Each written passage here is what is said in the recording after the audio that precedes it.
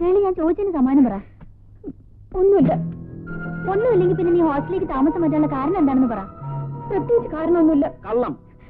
പ്രത്യേകിച്ച് കാരണമൊന്നുമില്ലെങ്കിൽ പിന്നെ കരച്ചിലിന്റെ അർത്ഥം? ഞാൻ കരഞ്ഞൊന്നുമില്ല. എന്റെ കണ്ണി പൊടി വീണതാ. ഷേളി, ഞങ്ങളോടൊന്നും ഒളിക്കണ്ട. ഇത്ര പെട്ടെന്നൊരു തീരുമാനം എടുക്കാൻ ഇവിടെ എന്താ ഉണ്ടായത്? പറ. വേണ്ട ഇച്ചായ, അപ്പച്ചനും അമ്മച്ചും തമ്മിലുള്ള പ്രശ്നം കാരണം ഈ വീട് ആകെ തകർന്നിരിക്കുക. ഇനി ചേട്ടനും അനിയനും കൂടി വഴക്കിട്ട വേണ്ട. റോയ് ഞാനും തമ്മില. റോയിക്ക് ഇങ്ങനൊരു മുഖം ഉണ്ടാവുമെന്ന് ഞാൻ ഒരിക്കലും കരുതിയില്ല.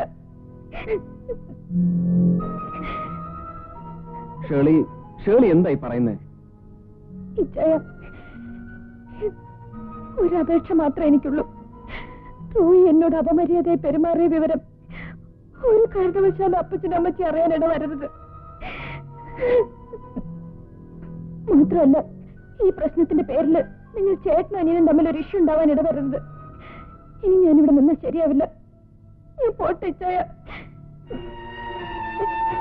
ഷേളി, ഈ പ്രശ്നത്തിന്റെ പേരിൽ ഷേളി ഇവിടുന്ന് താമസം മാറിയാൽ അതിന്റെ മാനക്കേട് ഈ കുടുംബത്തിന്. അവൻ ചെയ്ത തെറ്റിന് ഷേളിയോട് ഞാൻ മാപ്പ് ചോദിക്കാം. എന്താ ഇച്ചായ ഇതൊക്കെ? ഷേളി, ഇനി ഒന്നും പറയണ്ട.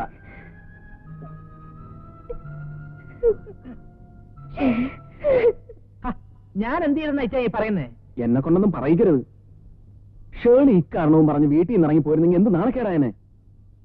പ്രായമായ ഒരു പെണ്ണിന്റെ മുറിയിൽ കുടിച്ച് ലക്കില്ലാണ്ട് കയറി ചെല്ലുക, എന്നിട്ട് അവളോട് അപമര്യാദയായി പെരുമാറുക. മദ്യപിച്ചത് അപമര്യാദയായി പെരുമാറിയതൊക്കെ ഇച്ചായനായിരിക്കും, ഞാനല്ല. അതെ, ഭാര്യയുടെ അനിയത്തിയെ കൂടെ സ്വന്തമാക്കാൻ വല്ല ഉദ്ദേശം ഉണ്ടെങ്കിൽ അത് പറ. എന്നെ ഇതിനൊന്നും വലിച്ചടക്കണ്ട. എന്തു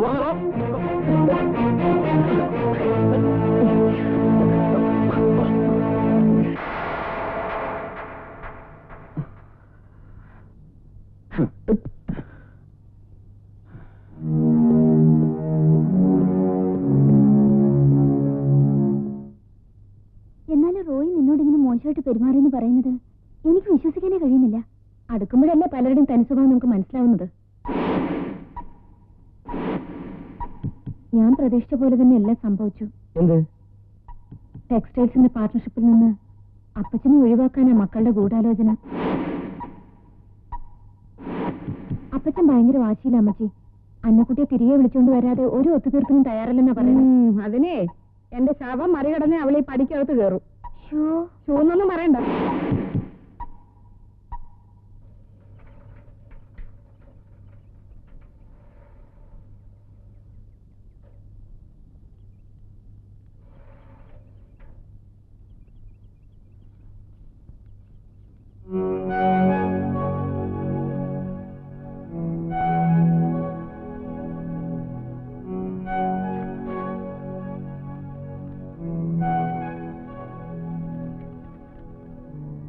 ഷേർലി മോക്ക്, നീ അയച്ച കത്ത് കിട്ടി. ഇഞ്ചക്കാട്ടുകാരോട് പ്രതികാരം ചെയ്യാനായി നീ ഇങ്ങനെ ഇറങ്ങി പുറപ്പെട്ടതിനോട് കൊച്ചാപ്പന് യാതൊരു യോജിപ്പുമില്ല. കാര്യങ്ങൾ ആദ്യമേ അറിഞ്ഞപ്പോ ഇതിലും കടന്ന കൈയൊക്കെ ഞാനും ആലോചിച്ചതാണ്. പക്ഷെ എല്ലാം വിധിയെന്നോർത്ത് ഞാൻ സമാധാനിക്കുന്നു. ആ കുടുംബം താറുമാറാക്കിയതിൽ വിജയിച്ചുവെന്ന് നീ സന്തോഷിക്കുന്നു. പക്ഷെ ഈ വിജയം പോലും വരാൻ പോകുന്ന പല ദുരിതങ്ങളുടെ മുന്നോടിയല്ലേ എന്ന് ഞാൻ ഭയപ്പെടുന്നു. കത്ത് നീട്ടുന്നില്ല. സ്വസ്നേഹം, ഡേവിഡ് കൊച്ചാപ്പൻ.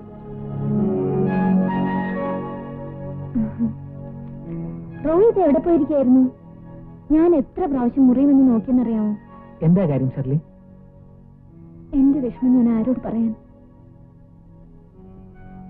ഇച്ചായൻ റോഹിയെ വഴക്ക് പറഞ്ഞ വിവരം ഞാൻ അറിഞ്ഞു. അതൊക്കെ അവിടെ നിൽക്കട്ടെ. ഷെർലി എന്നെ കുറിച്ച് ഇച്ചായനോടൊന്നും പറഞ്ഞിട്ടില്ലെങ്കിൽ പിന്നെ ഇച്ചായൻ ഇങ്ങനെയൊക്കെ എന്നോട് പെരുമാറാൻ കാരണം? പറയാം. എന്നെ ഒരു ഗൂഢാലോചനയാണ് റോയ്. ഇല്ലാത്ത പ്രശ്നങ്ങളുടെ പേരിൽ റോയുമായി വഴക്കുണ്ടാക്കുക, അഭിപ്രായ വ്യത്യാസം വളർത്തിയെടുത്ത് ടെക്സ്റ്റൈൽസിന്റെ പാർട്ട്ണർഷിപ്പിൽ നിന്ന് റോയെ ഒഴിവാക്കുക. ഇതാണ് ഇച്ചായന്റെ പ്ലാൻ. അതിനുവേണ്ടി എന്നെ ബലിയാടാക്കിയതാണ് റോയ്. ഷെർലി കോളേജിലെ നാടകങ്ങളിലൊക്കെ പങ്കെടുക്കാറുണ്ടോ? ഇല്ല. അഭിനയിക്കണം. ഏറ്റവും നല്ല നടിക്കുള്ള സമ്മാനം കിട്ടും. കഴിഞ്ഞ കുറെ ദിവസങ്ങളായി ഷെർലി ഇവിടെ നടത്തിക്കൊണ്ടിരിക്കുന്ന നാടകങ്ങളെ കുറിച്ച് ഒരു ഏകദേശ രൂപം എനിക്കറിയാം. അതിന്റെ പിന്നിലുള്ള ഉദ്ദേശം മാത്രമാണ് ഇനി എനിക്കറിയേണ്ടത്. അയ്യോ, റോയ് എന്തൊക്കെയാണ് ഈ പറയുന്നത്? വേണ്ട, വാക്കുകൾ കൊണ്ടുള്ള എക്സർസൈസ് നടത്തി ഇനിയും സമയം വെറുതെ കളയണമെന്നില്ല. ഇതാ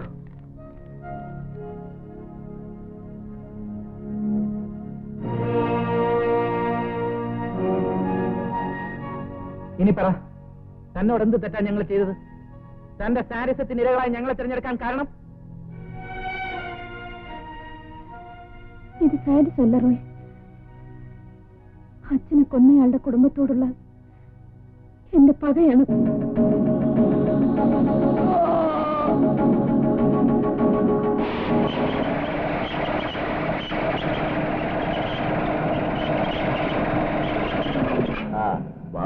എന്തൊക്കെയുണ്ടോ വിശേഷങ്ങൾ? വിശേഷങ്ങൾ ഞാൻ പ്രത്യേകിച്ച് പറയേണ്ട കാര്യമുണ്ടോ? അപ്പോഴപ്പോഴായി ഓരോന്നും അറിഞ്ഞുകൊണ്ടിരിക്കുകയല്ലേ. പക്ഷേ ചുങ്കത്തറക്കാരുടെ മാസ്റ്റർ പ്ലാൻ എന്ന നിലയിൽ നിങ്ങൾ പ്ലാൻ ചെയ്ത കാര്യങ്ങളിൽ ചില പിഴവുകൾ പറ്റിയിട്ടുണ്ട് ചാക്കോച്ച. പകയും വൈരാഗ്യവും വിദ്വേഷവും കൂടിക്കൂടി ബന്ധങ്ങൾ തകർക്കുന്ന അവസ്ഥ വരെ നിങ്ങൾ കൊണ്ടെത്തിച്ചു. മതി, നമുക്ക് ഈ മത്സരം ഇവിടെ വെച്ച് അവസാനിപ്പിക്കാം. അതെനിക്ക് സമ്മതമല്ലെങ്കിൽ എങ്കിൽ നഷ്ടപ്പെടാൻ ഇരുകൂട്ടർക്കും ഒരുപാടുണ്ടാവും. പഴയ കഥകളൊന്നും മറന്നിട്ടില്ലല്ലോ? മറന്നിട്ടില്ല, മറക്കില്ല. വേണ്ട ചാക്കോച്ച, ബുദ്ധി കൊണ്ടും ശക്തി കൊണ്ടും ചുങ്കത്തറക്കാരെക്കാൾ ഒരു പടി മുന്നിലാണ് ഇന്ത്യക്കാട്ടുകാര്. അത് ഞങ്ങളുടെ മെടുക്കല്ല, കർത്താവിന്റെ അനുഗ്രഹമാണ്.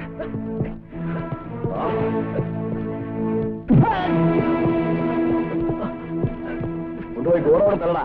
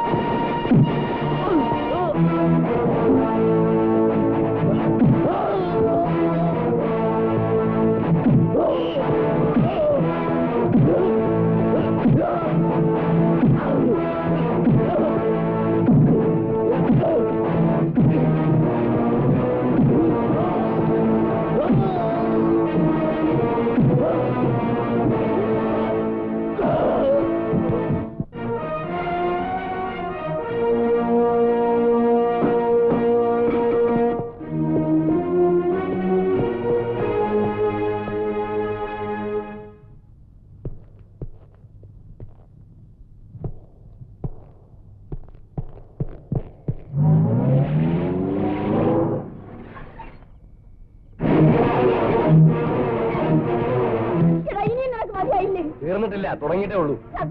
ഞാൻ നിന്റെ കാല് പിടിക്കാം, ഇനി ഒന്നിനും പോണ്ട. മര്യാദയ്ക്ക് എവിടെയെങ്കിലും പോയിരുന്നു. ഇത് ഞങ്ങൾ ആണുങ്ങൾ നോക്കിക്കൊള്ളാം, നിങ്ങൾ ഇടപെടണ്ട. വേണ്ടടാ, എനിക്കണ്ടടാ, എടുത്തോണ്ട് ഓടി. ഇതൊക്കെ നാണമില്ലടാ നിനക്കൊക്കെ. പിന്നെ അവന്റെ കയ്യിൽ നിന്ന് കൊണ്ടുവന്ന് വന്നിരിക്കാ. അങ്ങളെ ഞങ്ങളാരും അവിടെ വേണ്ടടാ, കൂടുതലൊന്നും പറയണ്ട. അടിച്ചൊതുക്കാൻ പറ്റിയില്ലെങ്കിൽ തട്ടിക്കളയടാ. പറയാൻ എളുപ്പ, പക്ഷെ പെട്ടെന്ന് നടക്കുന്ന കാര്യമോ? നടക്കും, നടത്തിയിട്ടുണ്ട്, ഇനിയും നടത്തും. ചൂറുമായിരിക്കണമെന്ന് മാത്രം. എങ്കിലൊരു കുഞ്ഞു പോലും അറിയാൻ പോണില്ല. നിനക്കൊക്കെ കേൾക്കണോ? അന്ന് ഇഞ്ചക്കാടന്റെ തൈ കെട്ടിവെച്ച തൊമ്മിച്ചന്റെ കൊലപാതകമില്ലേ, അത് ചെയ്തതേ ഇഞ്ചക്കാടനല്ല. പിന്നെ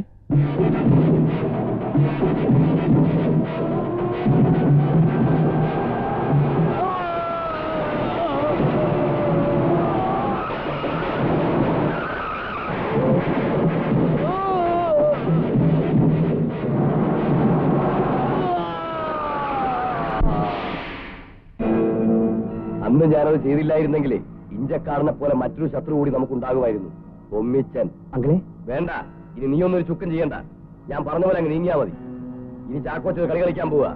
ഈ പെരുന്നാളിന് പ്രസിഡന്റ് എഴുന്നള്ളാൻ ഇഞ്ചക്കാരൻ കാണില്ല. രാവിലെ തന്നെ തിരിച്ചെന്നോ? ഇല്ല, ഒന്നുമില്ല. അപ്പച്ചൻ നമ്മുടെ പുറകെ തന്നെ ഇങ്ങോട്ട് പുറപ്പെട്ടാണെന്ന് എങ്കിൽ പിന്നെ ഇത്രയും സമയമായല്ലോ. നീ വാ.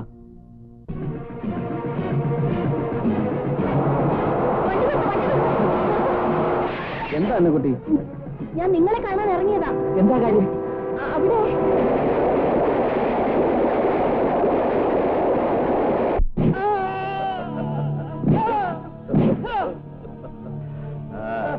തായിക്ക് സന്തോഷിക്കാം.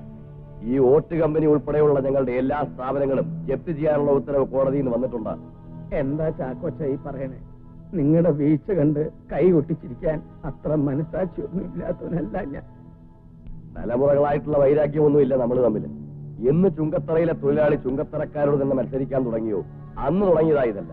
സ്വന്തമായി തുണിക്കട തുടങ്ങാൻ പോണ തീരുമാനം അവസാനം വരെ ഒളിച്ചു വെച്ച് വലിയ സമർത്ഥരാകാൻ നോക്കിയില്ലേ? അന്ന് ഞങ്ങളെ പിന്നിൽ നിന്ന് കുത്തിയതിന്റെ പകയാ കാര്യങ്ങൾ ഇവിടെ വരെ കൊണ്ടെത്തിച്ചത്. ചാക്കോച്ച, തന്റെ തെറ്റിദ്ധാരണ മാറ്റാൻ എനിക്ക് കഴിയില്ല. ഇപ്പൊ എന്താ വേണ്ട? ഇഞ്ചക്കാടൻ മത്തായിയുടെ മരണം അതിൽ കുറഞ്ഞ ഒന്നുകൊണ്ടും ഇനി ഞങ്ങൾ തൃപ്തരാവില്ല. ഒഴിയടാ.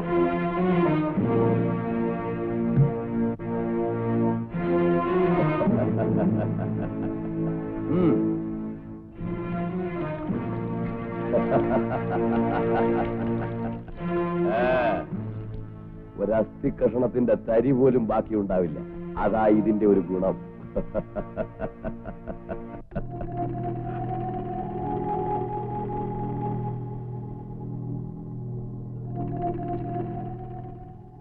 അപ്പൊ നമുക്ക് കൊളുത്താം അല്ലേടാ പിള്ളേരെ?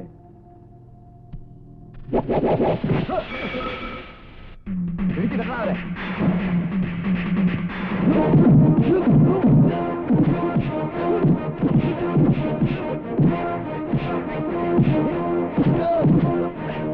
അപ്പച്ചൻ പറഞ്ഞതുകൊണ്ട് ഇത്രയും കാലം ഞങ്ങൾ ക്ഷമിച്ചു.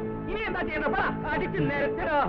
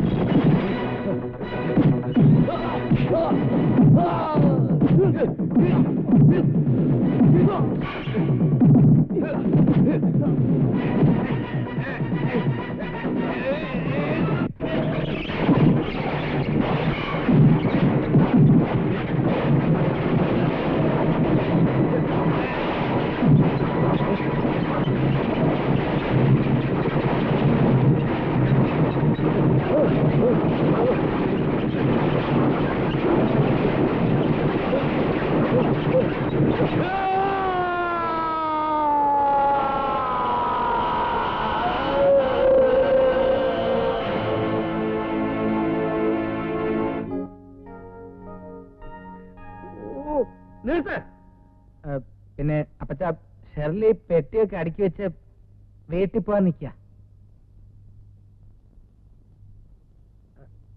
എന്താ അവള് പോണ്ടേ? അതല്ല അപ്പച്ച, പറയാനുള്ളത് തുറന്നു പറയടാ. അത് പിന്നെ അമ്മച്ചി പറ. അയ്യോ ഞാൻ പറയത്തില്ല, അന്നക്കുട്ടി നീ പറയൂ. എനിക്ക് നാണോ? ഞാൻ പറയത്തില്ല. അമ്മച്ചി പറ. മക്കളെ നീ തന്നെ പറയണം. അമ്മച്ചി പറ. അമ്മച്ചി അറിയില്ല. ആരെങ്കിലും ഒന്ന് പറഞ്ഞു തോലക്കി. അപ്പച്ച ഇവരെല്ലാരും കൂടി പറയുന്നു ഞാൻ ഷെർലിയെ വിവാഹം കഴിക്കണമെന്ന്.